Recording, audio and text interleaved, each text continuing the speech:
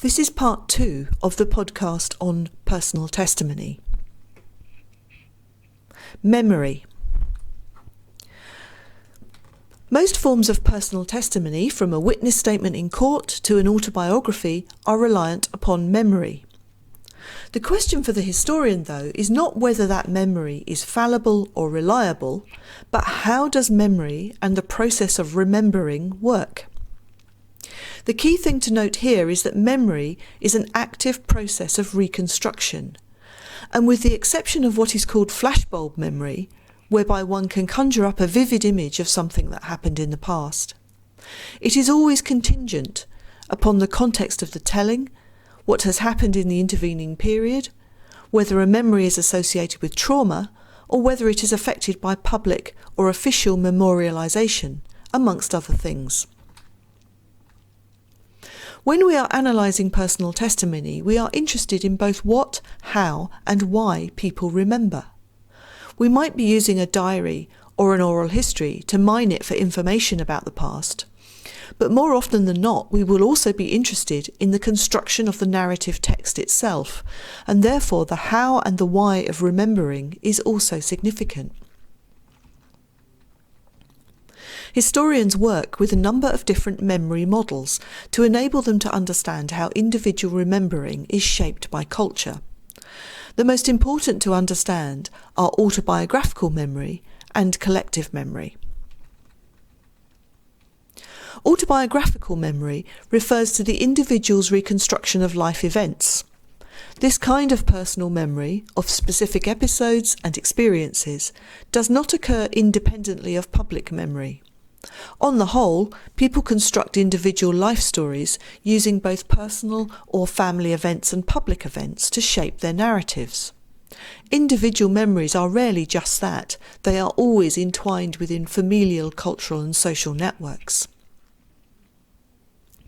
Collective memory refers to a memory commonly shared and circulated amongst a group so that it binds together individual memories.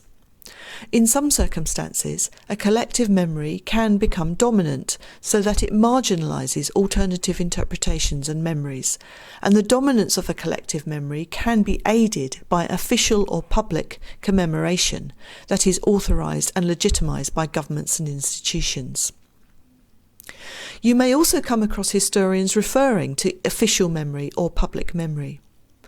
These refer to acts of memorialisation and commemoration which are primarily directed by public institutions such as the government and which convey a sanctioned version of an event which may then go on to shape individual memory stories. The important thing to remember is that memory is never static, that we remember in order to create a version of the past for ourselves with which we feel comfortable. Narrative. The third approach to personal testimony sources is the application of narrative theory.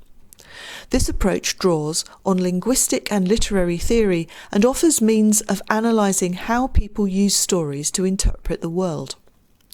Narrative is the means by which people make sense of experience and communicate it to others. We do this in everyday life, but it is also the foundational element of all forms of personal testimony.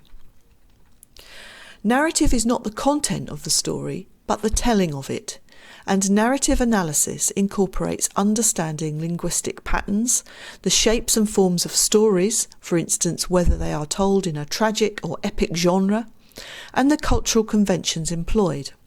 An historian may be able to detect what a narrator means by telling a story from the narrative structure he or she adopts.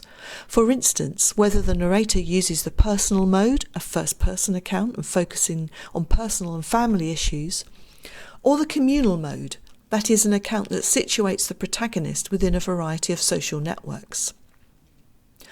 All testimony uses narrative to make sense of experience, to place it in a meaningful order, and to give a series of events or experiences a coherence or meaning. But for some people this is impossible. Individuals who have experienced trauma often find it impossible to narrate those traumatic experiences. This is because some experiences are so extreme and so beyond the realm of normal experience that they cannot be made sense of using narrative devices.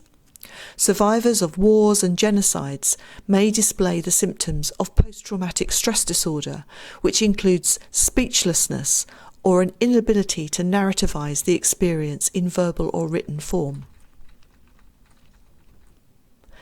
Summing up, I have introduced you to just a few of the theoretical approaches employed by historians who want to make the most of personal testimony.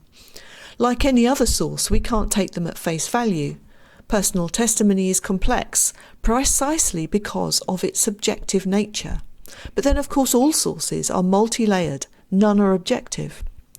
But also because diaries, autobiographies, oral histories and letters originate in the subjective or the personal, but at the same time are produced within a cultural context, whether for private or public use. They are of immense value to the historian who wishes to understand something of the ways in which the individual relates to the world around them, whether that be someone in public life or a private individual. That's the end of the Personal Testimony podcast.